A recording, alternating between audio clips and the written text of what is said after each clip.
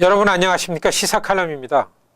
여러분 2007년 미국 연방의회에서 만장일치로 통과시킨 소위 일본군 강제종군 위안부 결의안, 이건요 미국이 일본의 전쟁 범죄 문제를 공식적으로 지적한 최초의 일입니다. 미주 한인들의 결집된 정치적인 힘과 연방의원을 직접 찾아가서 설득하는 이런 시민 로비의 성과로 이렇게 지금 평가되고 있습니다. 그런데요, 사실 이 결의안을 연방하원에 상정시키고 통과를 주도한, 잘 아시죠?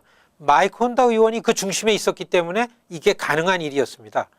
일본계 미국인이지만 마이크 혼다 의원은 여성인권 그리고 역사 진실이라는 이런 인간사의 보편적 진리라는 차원에서 오히려 피해자 할머니들에게 용기를, 활동가들에게, 우리 같은 활동가들에게 의지를 더해주면서요 이 일을 이끌었습니다.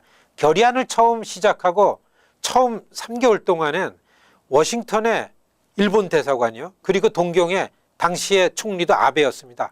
아베 총리실에서는요 한인들이 미국 연방 결의안을 통과시킬 실력이 된다고 절대 안 믿었습니다. 그렇게 판단하고서 그냥 무시해버리고 말았죠. 그 틈에 우리 한인들은 전국적으로 총력전을 펼쳤습니다. 지역에서 의원들을 직접 만나서 설득하고요, 이러한 전략이 주요했습니다. 결의안 상정 3개월 만에 100여 명 이상의 의원들로부터 동의를 얻어내는 공동 발의위원을 확보했습니다. 그제서야 일본이 놀랬죠. 2007년 4월 24일에 일본의 아베 총리가 부랴부랴 워싱턴으로 직접 달려왔습니다. 그는 워싱턴에 그때 도착하자마자 의회 지도부하고요 일본계 의원들을 최고의 대우로 예우하면서 초청해서 간담회를 열었습니다. 그런데 여러분, 단 한 사람이 여기에서 제외되었습니다. 마이크 혼다 의원입니다. 혼다 의원이 철저하게 왕따를 당한 겁니다. 그 시간 혼다 의원이 여러분 저를 의사당 내 구내식당으로 불렀습니다.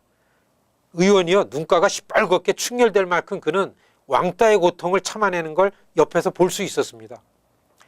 혼다 의원이요 저한테 결의안을 기필코 통과시키자 다 잡았습니다.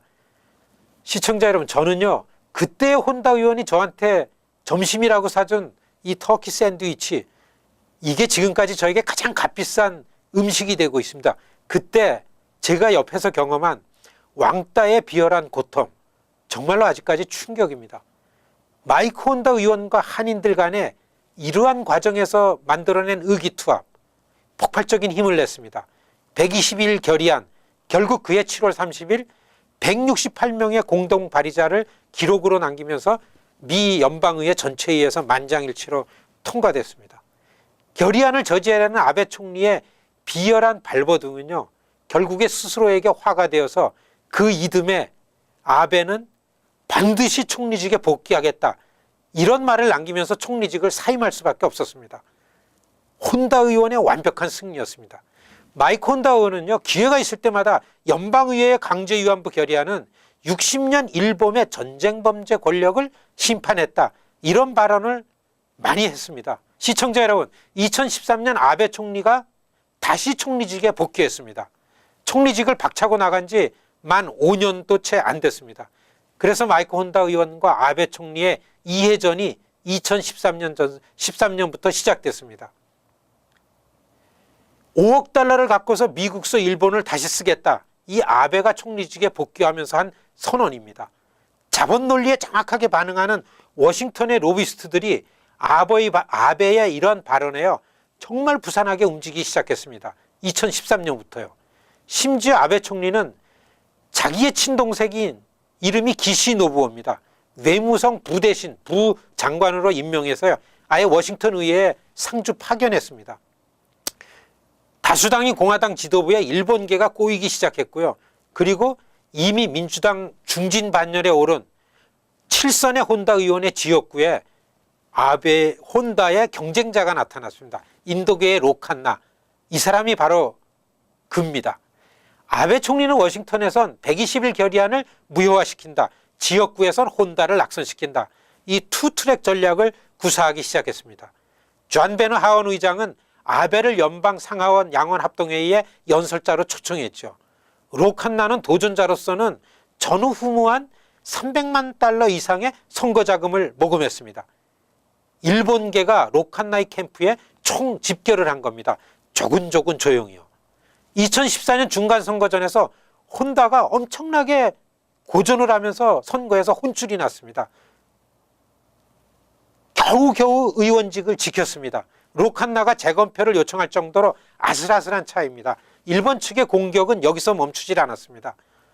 2015년 아베가 워싱턴 의회를 휘몰아치면서 방문했잖아요. 돌아가는 기간 동안에요, 혼다는 자기 선거에 엄청나게 시달리고 있었던 그때에 아베 총리실에서 워싱턴에선 한 사람만 정리하면 끝난다, 이런 슬로건이 공공연하게 로비스트 입에서 새어나오기 시작했습니다. 지난해 아베 총리가 혼다 지역구인 실리콘밸리를 훑고 지나간 후부터 록한나 캠페인에 다시 일본계로부터 돈이 쏟아져 들어오고 있습니다.